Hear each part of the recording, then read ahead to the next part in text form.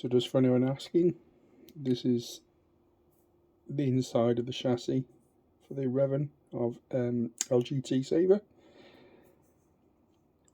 Literally just took a Dremel bit to it and took out about 1 millimetre of material, probably 0.5 millimetre all round, and just ground it away just so you could get the 28mm speaker in there.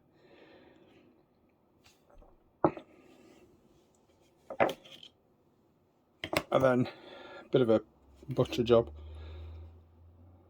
but the 28mm speaker is just loose, bound up with tape, soldered in there.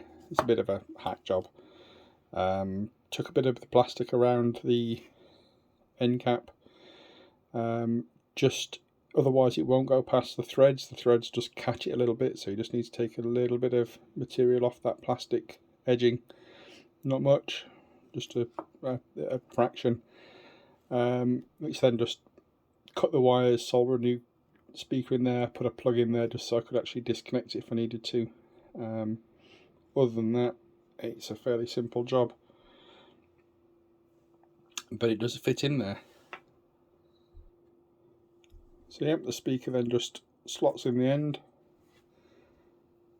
and the cap screws in normally.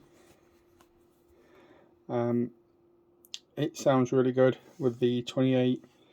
I'll do a demo in a second. So that's the Saber back together. In the Profi config, I've got the volume set at 2300. It does cope quite happily with that with the Smuggler's Outpost speaker. I've tried KR28s, they're absolutely great too. The Smuggler's Outposts are definitely a little bassier. Difficulty for the UK buyers is they are a little expensive. I think they work out to be about £13 each, plus then it's about £15 shipping from the Etsy store. For me in the UK, KRs are a lot cheaper. I can get obviously them from Saber Armory Direct. I can get them from JQ Sabers.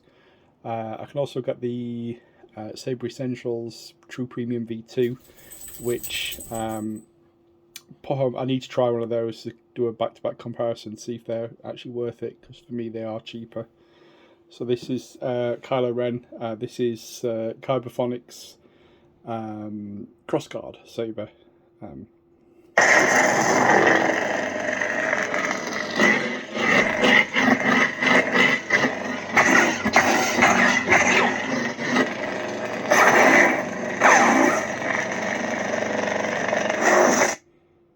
As you can tell, very loud, very crisp, doesn't distort.